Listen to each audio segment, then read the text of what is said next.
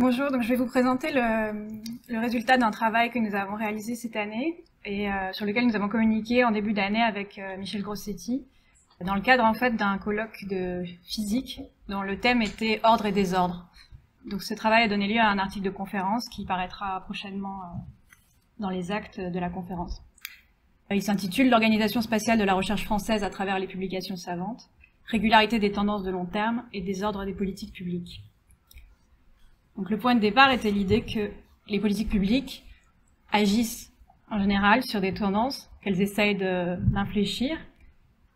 Et donc, lorsque les tendances sur lesquelles elles veulent agir sont identifiées de façon erronée, l'action des politiques publiques peut prendre un caractère aléatoire et perturbateur et finalement être source de désordre.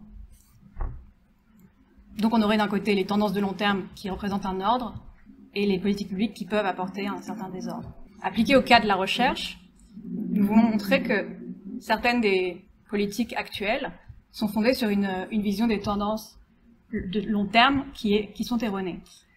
Je veux dire par là qu'on observe depuis une dizaine d'années la volonté de rendre plus visible et compétitive la recherche française, donc sous-entendant qu'elle ne le serait pas suffisamment. Et donc on retrouve depuis 2010, à travers l'appel à projet d'initiative d'excellence, l'idée de faire ressortir 5 à 10 pôles pluridisciplinaires d'excellence au rang mondial. Et plus récemment, donc aujourd'hui même, dans le cadre de Free Relance, le plan qui accompagne la LPR, donc le nouveau PIA, on retrouve en fait cette idée de continuer d'accompagner cette logique en continuant de renforcer la dynamique de transformation des sites académiques, donc sous-entendu ce qui a été produit par les initiatives d'excellence.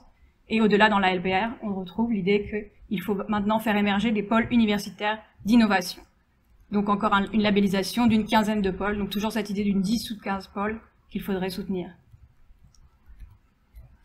Pourquoi cette idée absolument de vouloir faire ressortir quelques pôles seulement sur le territoire français? Parce que ce serait le seul moyen de peser à l'international. Généralement, c'est parce qu'il y a une idée, des croyances qui sont assez fortes et vraiment partagées dans le cadre des personnes qui proposent ces politiques. Il y a l'idée donc que la recherche serait une activité naturellement concentrée et qu'elle serait en train de se concentrer de plus en plus. Ce serait sous l'effet de la compétition à l'échelle internationale.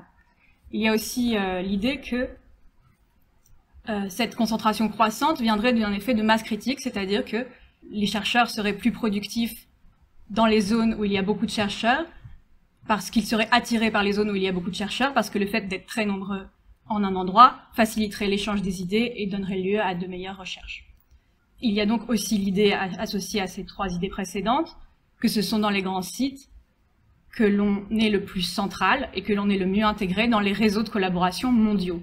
Donc en fait, pour le cas de la France, il n'y aurait qu'à Paris qu'on pourrait réellement rayonner à l'international, puisque c'est la seule vraie ville globale dont nous disposons. La cinquième idée est qui est liée encore une fois aux précédentes, et que quand on est dans les petits sites ou quand on est dans les pays moins dominants sur le plan de vue de la recherche, les publications et la production scientifique que l'on produit est moins citée et moins visible. Et ici, donc, les résultats que nous avons pu établir à l'échelle mondiale et au niveau de différents pays montrent que bien que ce soit toujours vrai, cet écart entre citations des publications tend à se réduire considérablement. Donc vous avez vu qu'en fait sur chaque petite croyance ici, je vous indique si elles sont vraies ou fausses, c'est parce qu'en réalité nous avons mené des études empiriques sur chacun de ces aspects-là, et dans le cadre de cette présentation aujourd'hui, je vais insister sur les 4 premiers et en me concentrant sur le cas de la France, même si donc nos résultats par ailleurs couvrent l'ensemble du monde. Donc en fait ce travail s'appuie sur un travail de recherche que nous menons depuis une dizaine d'années avec une équipe de chercheurs à Toulouse sur la géographie de la science. Ce que nous avons fait, c'est que nous sommes intéressés au contenu d'une base de données bibliographique de référence qui sert notamment à produire des indicateurs et qui est utilisée aussi pour faire de la recherche bibliographique. Nous avons donc pris le contenu de cette source, plus d'1,5 million d'articles par an, et nous avons géocodé, c'est-à-dire affecté une localisation géographique à l'ensemble des documents de cette source sur une série qui va de 1978 à 2017. Ensuite, nous avons affecté pour chacun de ces points localisés, provenance des articles scientifiques, une agglomération urbaine, c'est-à-dire que nous avons fait des regroupements, je vous l'illustrerai tout à l'heure dans la diapositive suivante. Nous avons affecté une méthode de comptage qui permet de tenir compte des publications qui sont coproduites depuis différents lieux, c'est-à-dire que si une publication est produite depuis 3 lieux différents, chaque lieu obtiendra un crédit d'une valeur d'1 tiers pour cette publication. Et puis nous avons calculé des moyennes mobiles, c'est-à-dire que nous avons lissé les distributions pour ne pas être trop sensibles aux variations annuelles. Voilà, pour le cas des regroupements au niveau des aires urbaines, ce qui se passe quand on prend des publications scientifiques, les documents sont signés par les auteurs au niveau de leur institution, et si l'on veut connaître la place d'une ville, d'un centre urbain dans la production mondiale, il est pertinent en fait de procéder à des regroupements, et donc par exemple ici vous voyez le cas de la zone Washington-Baltimore, et pour la zone de Washington on voit 2 gros cercles qui correspondent au nombre de publications signées depuis 2 endroits dans la zone de Washington, qui sont Bethesda, l'agglomération de Washington, qui se trouve dans l'agglomération de Washington, et Washington même. Le fait de regrouper ces 2 villes qui sont en fait accolées, c'est-à-dire que l'une est la banlieue de l'autre, permet d'avoir une estimation à l'échelle mondiale du poids de Washington dans la science mondiale. Et ainsi de pouvoir se comparer par exemple avec une ville comme Beijing qui, elle, est un endroit qui, enfin je veux dire, quasiment toute la région de Beijing s'appelle Beijing, donc il n'y a pas cette problématique de rassembler des petites municipalités comme on peut avoir aux États-Unis ou pour le cas de la France. Donc nous avons produit ce travail de regroupement pour pouvoir travailler avec cette base de données sur une vision mondiale de la géographie de la recherche. Entre parenthèses, on notera que cette volonté du gouvernement de absolument vouloir faire des regroupements d'universités pour pouvoir comptabiliser mieux et rendre plus visible l'activité de recherche des villes françaises paraît complètement inutile quand on voit qu'en réalité il suffit simplement de prendre les sources, enfin d'exploiter les sources de cette manière-là pour finalement comptabiliser le poids d'une ville. On n'a pas besoin de faire un classement d'université. Je voudrais donc maintenant vous faire un petit bilan des résultats à l'échelle mondiale que nous avons obtenus, et puis après montrer ce que nous avons regardé sur la France plus précisément jusqu'à 2017. À l'échelle mondiale, les résultats que nous avons sont d'une part des résultats partagés par toute la communauté scientifique sur ces questions, qui sont le fait qu'il y a une prolifération de sites d'activité et d'universités qui a eu lieu tout au long du XXe siècle. Il n'y a jamais eu autant d'universités dans le monde. Cela vient du fait qu'il y a eu une croissance des personnels d'enseignement supérieur et de la recherche dans un très grand nombre de pays au cours du XXe siècle, une augmentation de la population étudiante qui est mondiale et massive, et donc ça s'est traduit par plus de recherche partout, dans des lieux où autrefois il n'y avait pas d'université, et effectivement, autrefois, si on prend la situation au milieu du XXe siècle, la recherche était une activité, la recherche comme on l'entend moderne, etc., avec publiant dans des revues, était une activité relativement réduite à un petit nombre de centres urbains. La création d'un grand nombre d'universités un peu partout dans le monde et dans des petites villes et moyennes villes a donné lieu, et ça c'est ce que nous montrons dans nos travaux avec Michel Grossetti et l'équipe de recherche à Toulouse, nous montrons donc qu'il y a eu une répartition plus globale de la production au cours des 30 dernières années, à la fois à l'intérieur des pays et entre les pays. Donc on a des nouveaux pays qui jouent un rôle important dans la production scientifique mondiale, on ne peut pas passer à côté de la Chine, et à l'intérieur des pays, on a un rééquilibrage en fait entre les différentes villes qui participent. Ça se traduit aussi sur le plan des réseaux de collaboration, donc avec des croissances des collaborations qui sont de plus en plus distribuées entre villes de différentes tailles et entre pays, et une croissance de tous les types de collaborations. On a un moment cru que c'était uniquement les collaborations internationales qui se développaient et que finalement les collaborations à l'intérieur des pays n'étaient plus si importantes que ça, puisqu'on était dans un système mondialisé où les frontières n'avaient plus vraiment de sens. Ce que nous avons montré avec ces travaux à l'échelle mondiale, c'est que les collaborations, donc le fait de co-publier des articles, c'est un phénomène qui augmente à la fois à l'intérieur des pays, entre villes en fait d'un même pays, et entre villes de pays différents, à un rythme à peu près équivalent, quand on regarde globalement, et après d'un pays à l'autre, on peut avoir des mouvements plus d'autonomisation, c'est-à-dire de plutôt développer les relations à l'intérieur du pays à un moment donné, ou plus d'internationalisation. Enfin, sur le plan de la visibilité scientifique, on a une répartition de plus en plus équilibrée de la visibilité scientifique. Comme je disais, une convergence entre géographie de la production et géographie des citations. Pendant longtemps, les États-Unis avaient un poids en citations reçues qui était beaucoup plus important que leur poids en production. Et en fait, on assiste à une convergence qui fait que, par exemple, dans le Web of Science, les États-Unis aujourd'hui pèsent à peu près 30% de la production et à peu près 30% des citations. Ce qui est toujours massif, les États-Unis sont le pays dominant de cette source, mais aussi c'est le pays qui a l'origine de la production de cette source. Je vais donc maintenant rapidement vous résumer les questions sur l'article France. La question qu'on veut poser, c'est est-ce que pour la France, comment se traduisent ces différents phénomènes pour la France sur les années récentes, en allant jusqu'à 2017, puisque les travaux précédents s'arrêtaient en 2014. Est-ce qu'on peut capturer les premiers effets des politiques d'excellence? Et comment est-ce qu'on explique cette répartition de la production scientifique française? Donc je commence par le premier résultat. On a donc en France une déconcentration spatiale de la recherche, comme on l'a montré, qui existe aussi dans d'autres pays. Cette déconcentration spatiale de la recherche en France se poursuit sur toute la série qu'on a observée de 1978 à 2017. Le phénomène le plus massif, c'est la diminution du poids de la capitale, qui était très important en 1980, puisque la production française à Paris pesait 46% de la production, Paris pesait 46% de la production, tandis qu'aujourd'hui, elle ne pèse plus que 33%.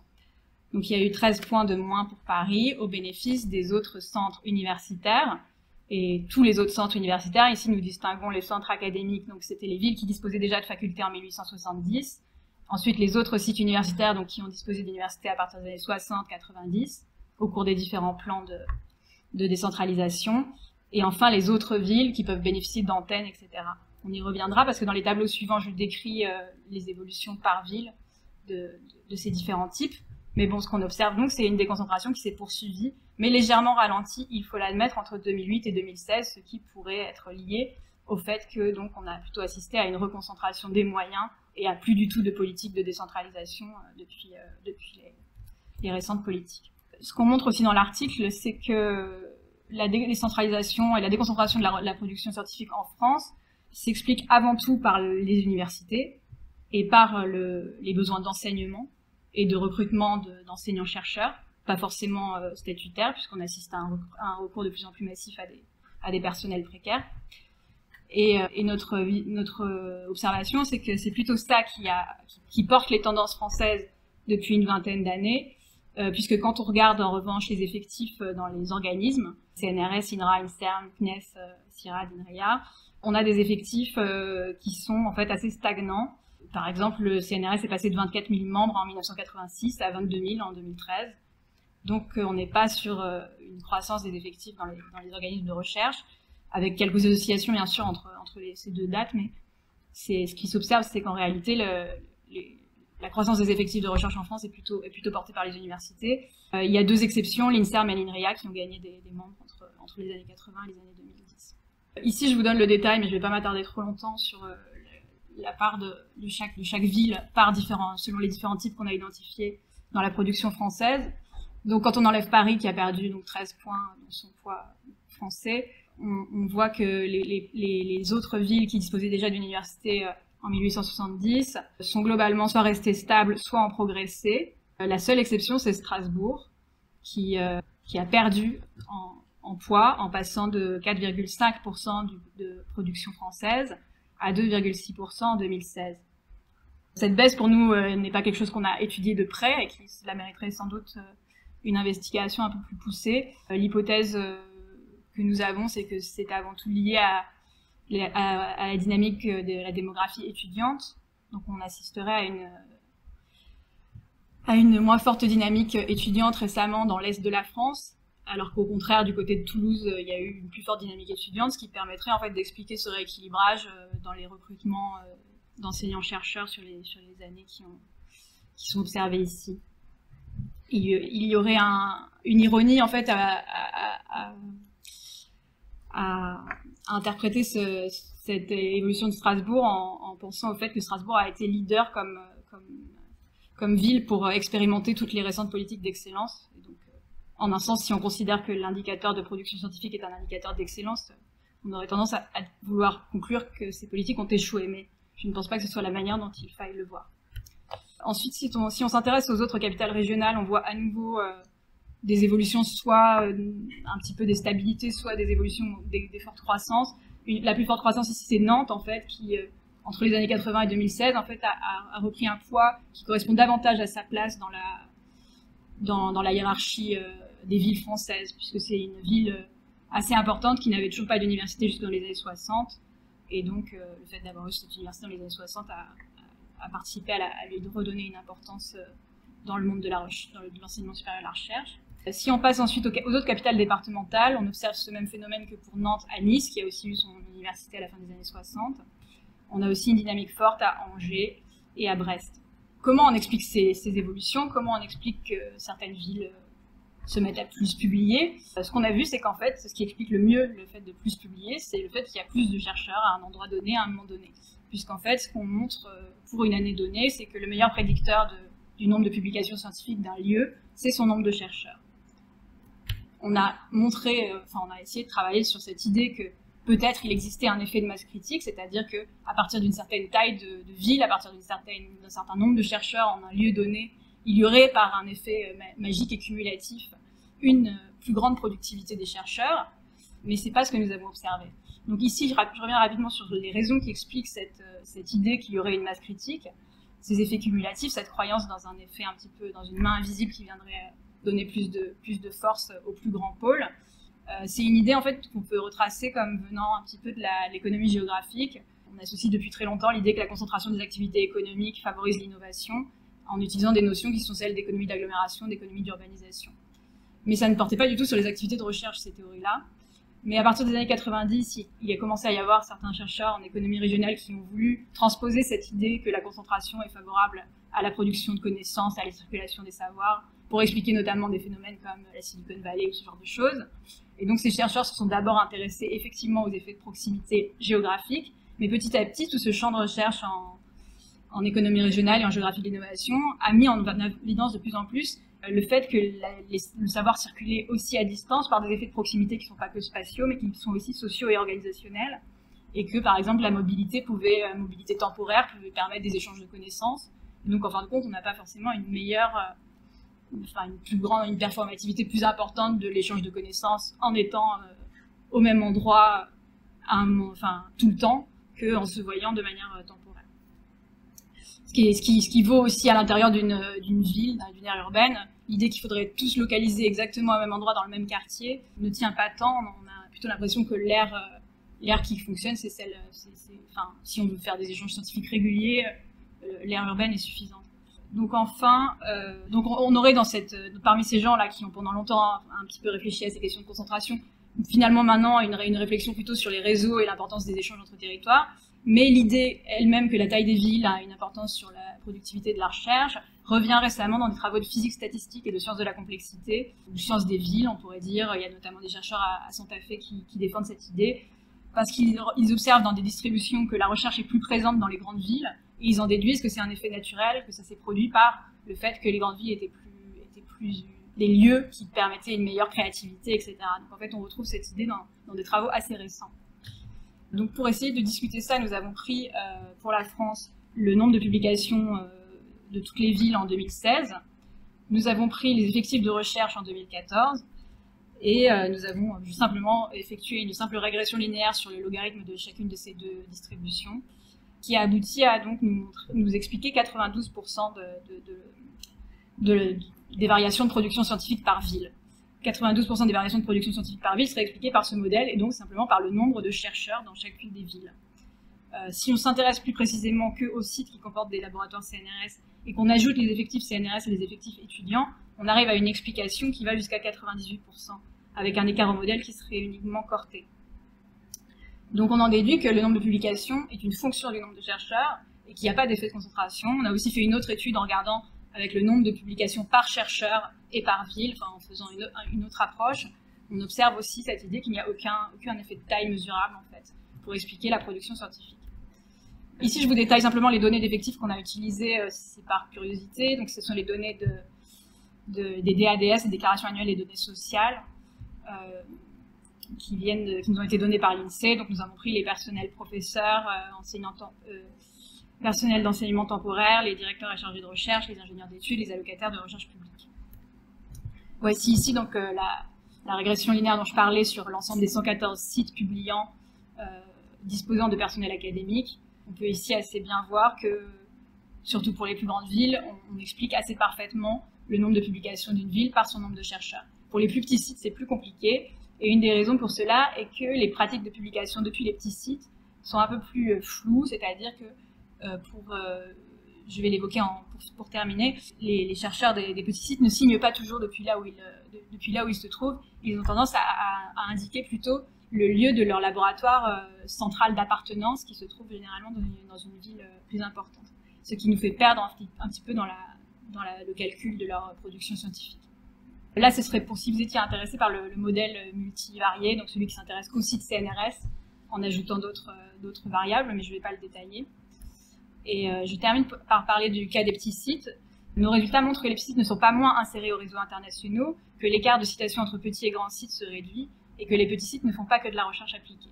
Dans la note de The Conversation à laquelle j'ai participé dans le cadre du collectif de Paris 7, de l'Université de Paris, j'ai réalisé un travail qui montre notamment que les villes, si on les découpe par leur effectif étudiant, tendent en fait sur la période récente entre 2000 et 2013, celles pour lesquelles il y a eu une plus grosse croissance des collaborations scientifiques et notamment à l'international sont plutôt les villes secondaires sur le plan universitaire, sachant donc que par exemple l'intégration de Paris au réseau mondial de la science a été moins rapide que l'intégration de ces villes secondaires au réseau mondial de la science.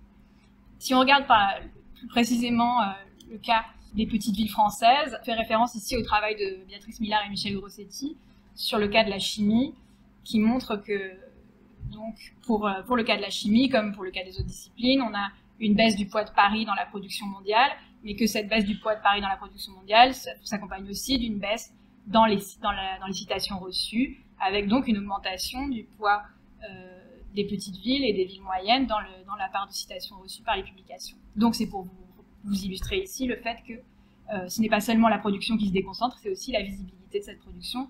Donc si on considère que la visibilité c'est aussi un indicateur de qualité, ce serait pour indiquer que la recherche qui se fait dans les plus petits centres n'est pas forcément de mauvaise qualité.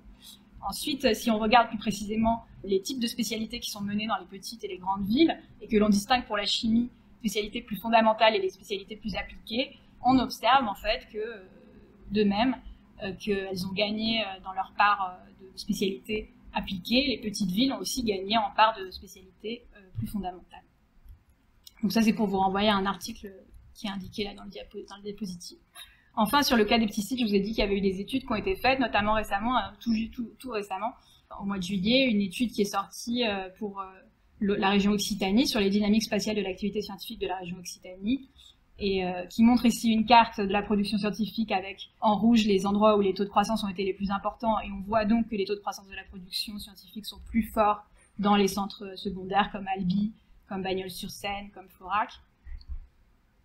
Mais ces chercheurs qui ont fait ce rapport sont aussi allés investiguer le cas des tout petits sites en essayant d'aller rechercher toutes leurs publications, même celles qui ne sont pas dans le Web of Science, et en regardant de plus près comment ces chercheurs des petits sites signaient leurs publications. Donc c'est ça qui me permet de vous dire que par exemple si on prend le cas de Rodez, qui a un IUT qui dépend aussi de Toulouse et d'Albi, des laboratoires qui dépendent de Toulouse et d'Albi, il n'est presque jamais mentionné Rodez dans les articles publiés par les personnes de ces centres de recherche, et d'enseignement plutôt.